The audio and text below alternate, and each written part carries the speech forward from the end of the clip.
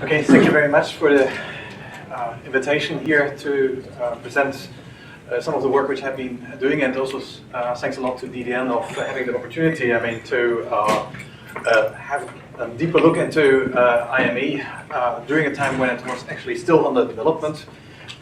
It's not always something which is done, to expose technology at such an early stage. Having my own experience with developing technology, it's easy, to create people walking around. Oh, it doesn't work, it doesn't give the performance. And it's more effort, to satisfy people. So that's why it was very important for us, to really have a careful look into it and to come to a fair assessment. I will start with giving you, a very brief introduction into who we are and where we want to go.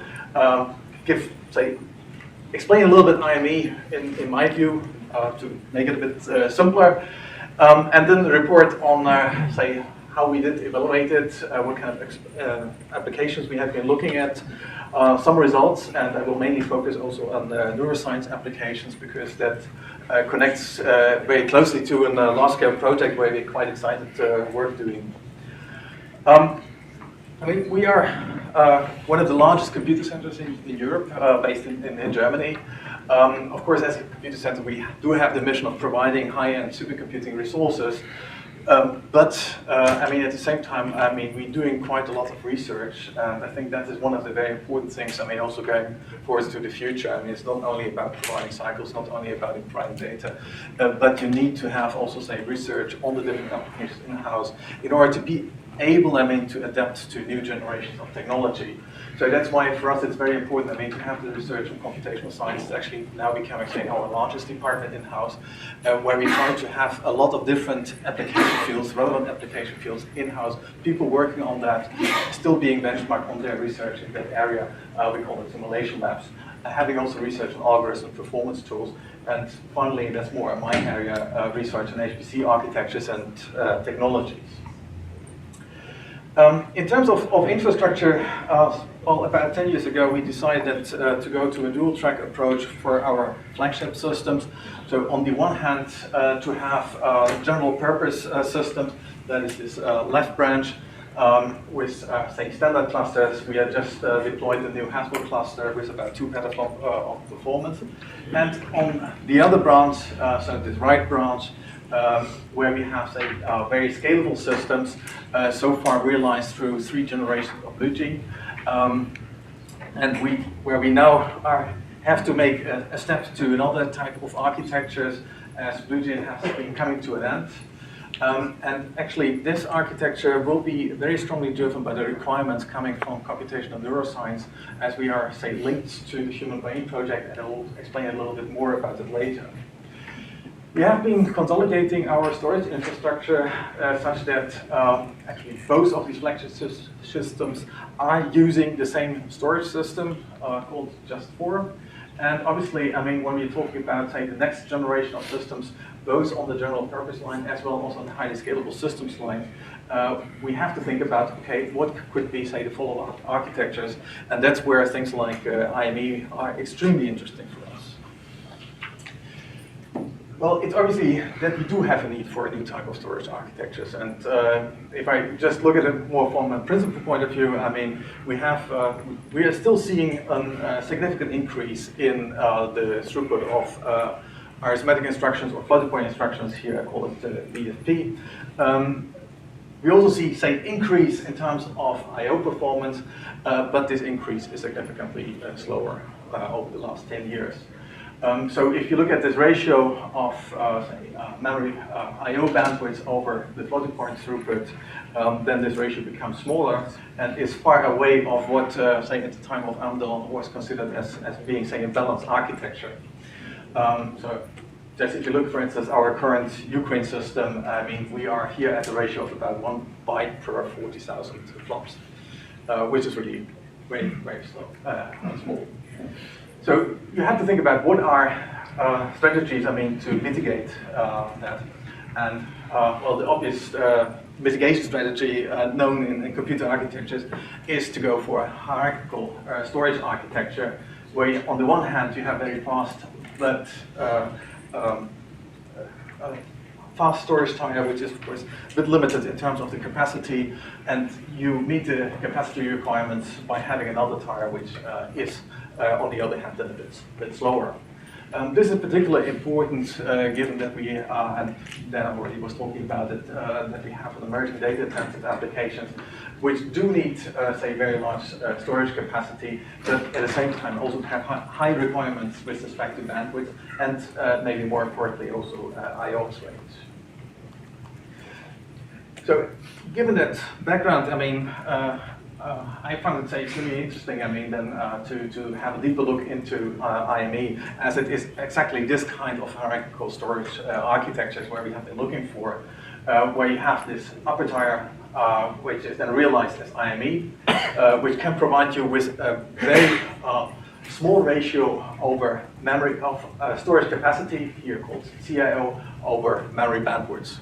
So if you think about it, something like with, say, several hundred of terabytes of storage capacity, and then a bandwidth also going to this area of, say, about 100 gigabytes per second, then this ratio, which is in units of time, is about 10 minutes. So basically, you can think about it. That's the time if you would, say, like to read the full memory or to write to the full memory.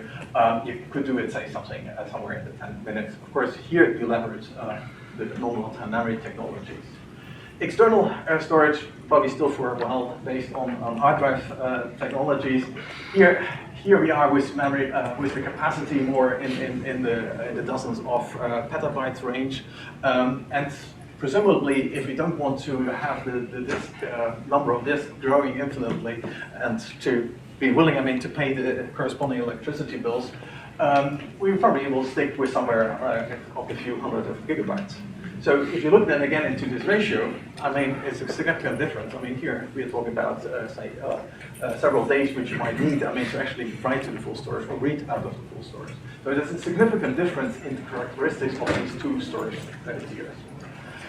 Now, the nice thing about IME, it provides you with very high bandwidth, but also very high IOPS rate, and it provides you with compatibility with what is used so far, both in terms of access to our parallel file system as well as the POSIX interface. But still, there are challenges, I mean, to really exploit it, and that's where I come back to this point of working together with application developers. You may have to be willing, I mean, to reorganize your I/O to really make efficient use of this second storage tier. So how to actually use IME? There are basically two interfaces. One is going via MPI-AO, so using a slightly modified version of MPI. The nice thing is here you can still use the namespace of your parallel file system, where parallel file system just means POSIX compliant file system. We have been looking both using an internal installation on GPFS, but also using a DDN test facility on Lustre. And basically it means that you use here a small prefix in order to indicate that you actually want to access this fast storage tier, but the remaining part is refers to the namespace which is defined by your parallel file system. And this, of course, gives you the opportunity, I mean, to have basically the storage, the data movements being controlled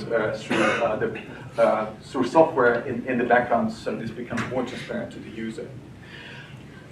In order to also accommodate, say, standard POSIX interface, you can also mount, if you like, IMEs through the fuse mechanism. Then, of course, the namespace becomes different from your parallel file system, and then you may have to explicitly manage your data movement between the IME part and the external parallel file system. Now, when looking to make a selection about what are, say, the interesting applications to look at, we thought about a bit more what I'd say the types of applications which are interesting. Well, you have applications which are, say, predominantly writing, so they're running here on the compute service, generating a lot of data, which eventually hits the external storage. Then you have also quite a significant number of applications, and particularly if you think about applications which are, say, processing, for instance, observatory data, where the data initially is sitting in an external storage and is then read, so you have predominantly read.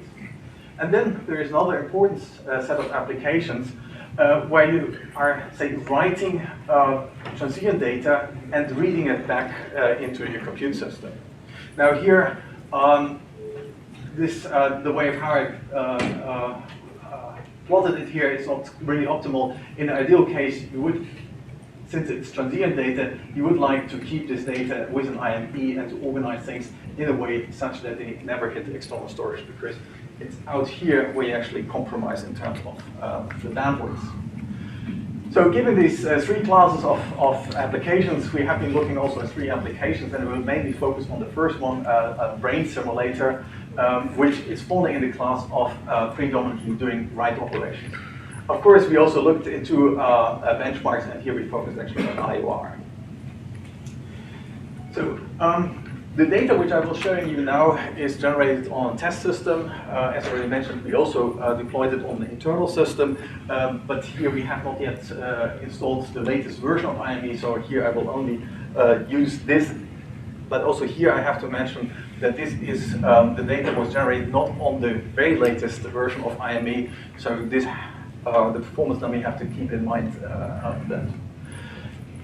So this was a relatively small system comprising of 8 compute servers generating then the load, all of them being connected to an FDR InfiniBand switch, and then there were 4 IME servers connected to it, and here for the external file system, storage system was mimicked by having 2 OSS, Lustre OSS, and 1 metadata server. So just to stress, also for, if you look at the later results, the ratio of number of compute nodes versus the number of I/O nodes is of course not particularly realistic, but of course it gives you some indication of what you could expect.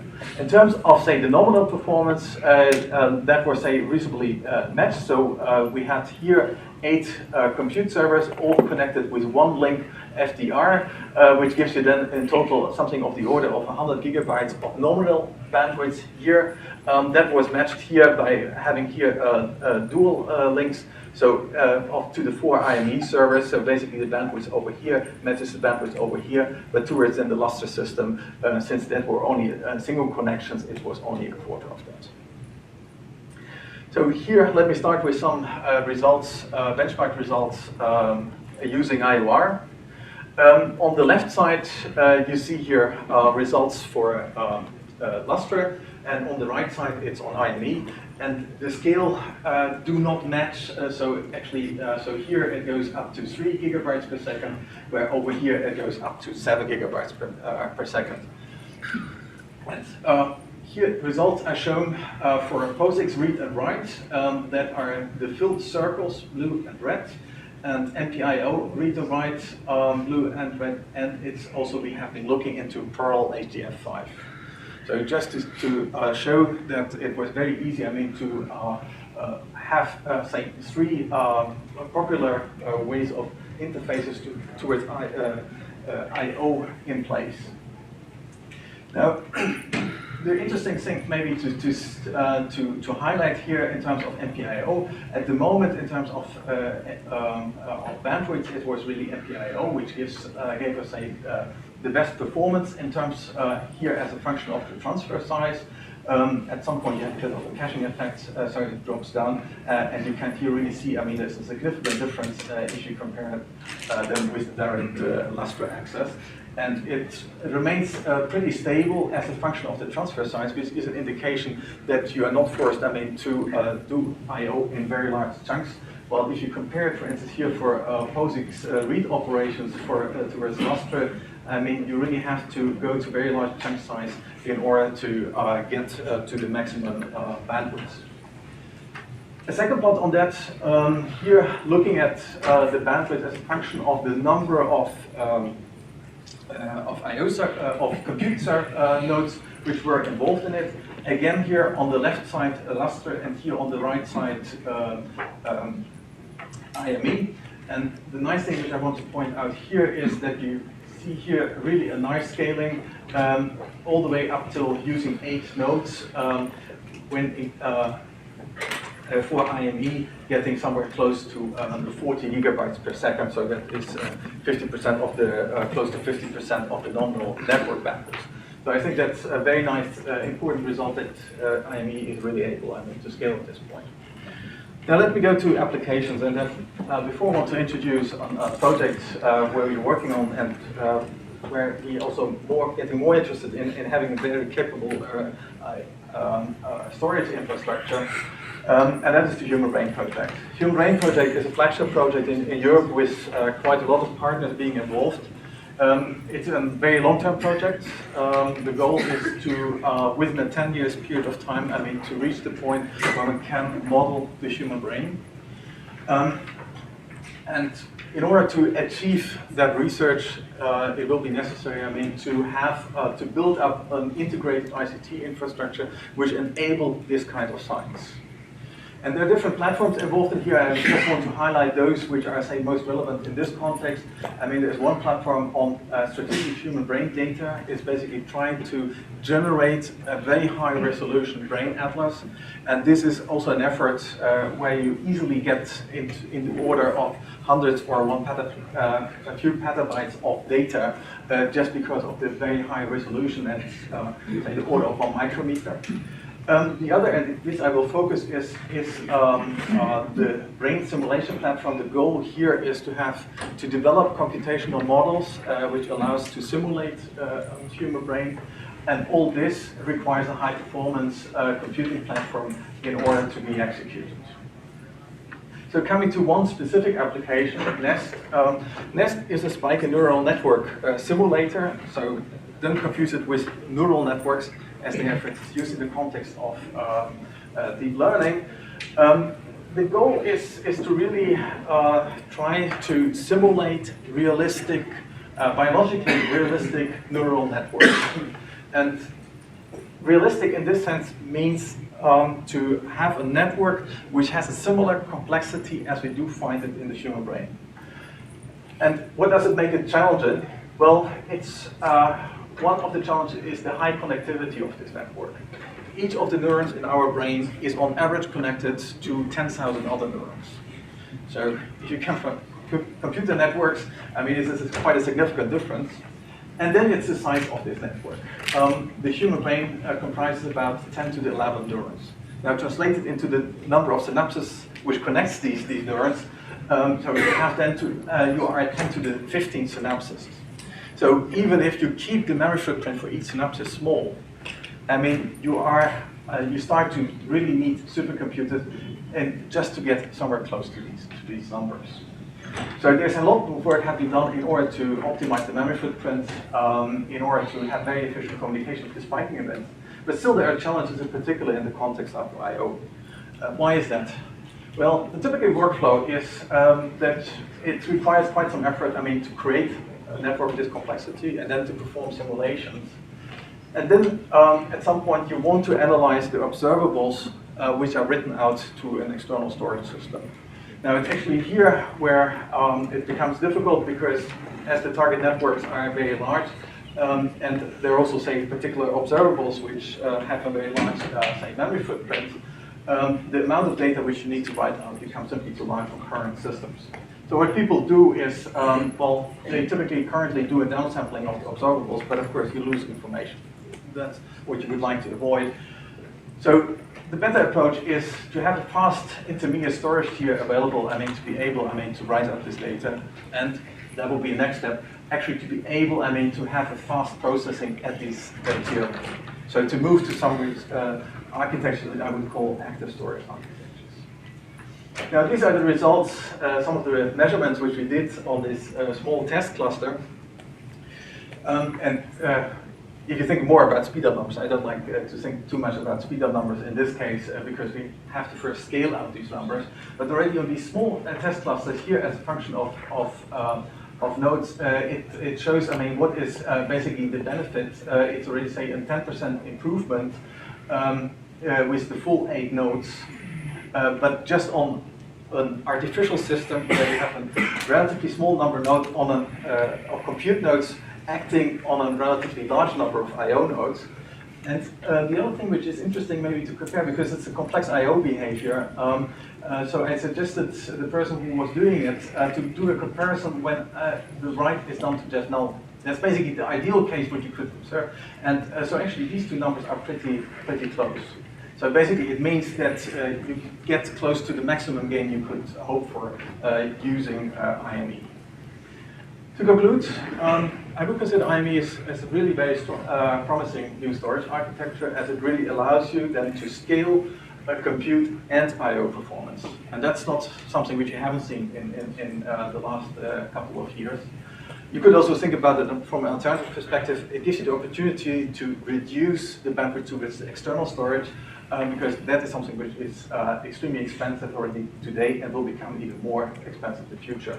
Performance results are quite promising, and one of the things, as we are still in the early phase of IME and deployment, the thing which I want to stress most is really the ease of use. It have been only minimal changes were required to all of the applications, so I just presented one of them, and that's due to several interfaces being available, including and also HDFI.